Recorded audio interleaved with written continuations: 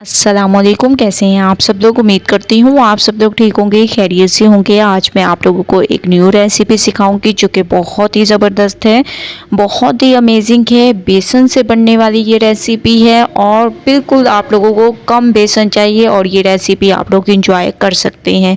सबसे पहले half cup तक मैंने बेसन ले लिया। इसमें लाल मिर्चों का पाउडर, हस्बे ज़ायक़ा नमक, धनिया पाउडर, काली मिर्चें, हल्दी पाउडर, चिकन पाउडर, ये चंद एक पाउडर मसाले आप लोगों ने ऐड कर देने हैं। इसके बाद थोड़ा सा आप लोगों ने इसमें हरा धनिया भी ऐड कर देना है।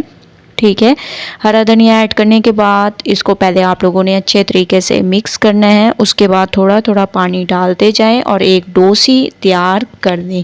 ठीक है, तो थोड़ा थोड़ा मैं इसमें पानी डालती जाऊंगी और एक डो सी तैयार कर देंगे। जिस तरीके से मैं इसकी डो तैयार करी हूँ इस तरीके से आप लोगों ने इसकी एक डो सी तैयार कर देनी है। ठीक है, बस इतना पानी आप लोगों के लिए इनफ है। थोड़ा सा पानी डालने के बाद थोड़ा सा आप लोगों ने ऑयल प्लेट में लगा देना है और इसको बहुत अच्छे तरीके से ऐसे गूंथते जाना है। जिस तरीके से मैं इसको गूंथ रही हूँ ऐसे आप लोगों की डो सी एक तैयार हो जाएगी। आप लोगों ने डो को अच्छे तरीके से ऐसे गूंथ लेना है, तैयार कर देना है। इसको पतला नहीं रखना आप लोगों ने, ठीक है, और ज़्यादा सख्त भी नहीं रखना। जिस तरीके से मैंने इसको गूंथा है इस तरीके से आप लोगों ने तैयार करना है। उसके बाद आप लोगों ने इसकी छोटी छोटी बॉल्स बनाते जाना है, लेकिन हम इसको बॉल की शेप नहीं देंगे। पहले मैं आप लोगों को बता देती हूँ कि पहले आप लोगों ने इनकी बॉल्स तैयार कर लेनी है ताकि हमें आसानी हो आगे रेसिपी को बनाने में। ठीक है, तो सबसे पहले आप लोग देख रहे होंगे मैंने तमाम बॉल्स को तैयार कर दिया। उसके बाद आप लोगों ने एक कटिंग बोर्ड ले लेना है और इसको ऑयल से ग्रीस कर दें। ठीक है, ऑयल से अच्छे तरीके से ग्रीस करने के बाद आप लोगों ने एक बॉल को लेते जाना है और हाथ की मदद से इसको ऐसे बढ़ा लेना है।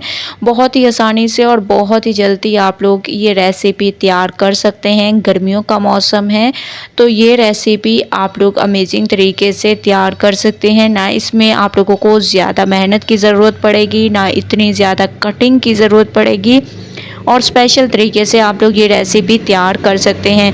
तो तमाम की मैंने कटिंग कर दी, आप लोग देख रहे होंगे ज़बरदस्त तरीके से मैंने इनकी कटिंग कर दी। और अब हम फ्लेम को ऑन कर देंगे और तकरीबन 2 कप तक आप लोगों ने पानी ऐड करना है और तकरीबन 1 चम्मच इसमें ऑयल का ऐड करने के बाद जैसे ही इसमें आप लोग देखेंगे बबल्स बनना स्टार्ट हो गए हैं तो इसमें आप लोगों ने ये बेसन की जो हम लोगों ने कटिंग करके रखी थी ऐसे आप लोगों ने इनको डालते जाना है।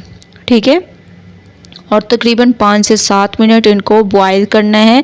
अच्छे तरीके से आप लोगों ने 5 से 7 मिनट इसको बॉईल करना है। उसके बाद मैं लेके चलूँगी इसके नेक्स्ट स्टेप की तरफ। तो 5 से 7 मिनट मैं इसको अच्छे तरीके से बॉईल कर देती हूँ। माशाल्लाह से आप लोग देख रहे होंगे ये बिल्कुल भी नहीं टूटेंगी। 5 से 7 मिनट बॉईल हो चुके हैं।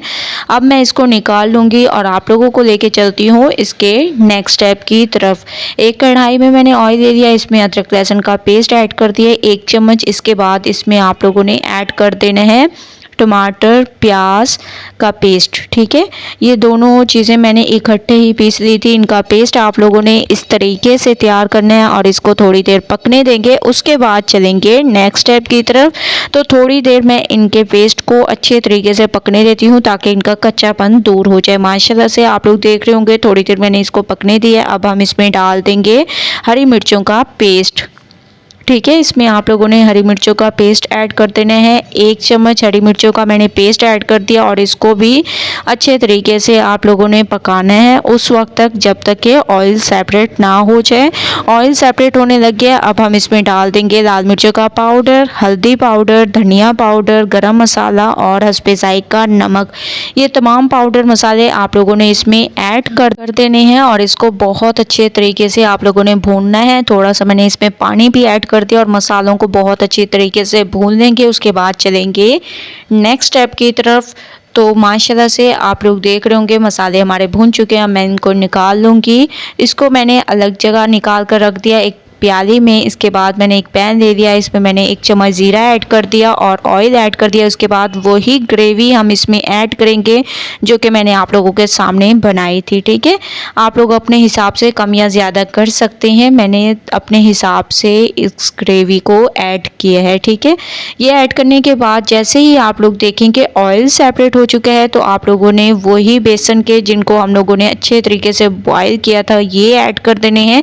इसको आप लोग बेसन के बड़े भी कह सकते हैं। इसके अलावा इसको आमतौर पर तो इसको कहते हैं बेसन के गोदड़े।